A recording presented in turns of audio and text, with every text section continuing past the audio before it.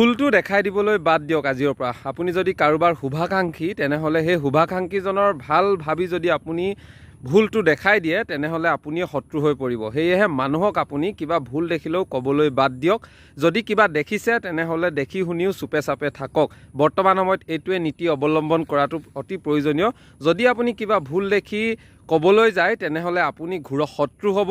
আৰু লাগিলে এজন মানুহ বা সমাজ হওক, আপুনি যদি কিবা এটা কথা ক'বলৈ যায় সেই একঘেয়ামী মানুহখিনিক যদি সলনি কৰিবলৈ যায় তেনেহ'লে কিন্তু তেওঁলোকে নিজৰ মততে থাকিব। আপোনাক ভুল হিচাপে প্ৰতিষ্ঠিত কৰিবলৈ কিন্তু তেওঁলোক আপোনাৰ পিছে পিছে পৰিব।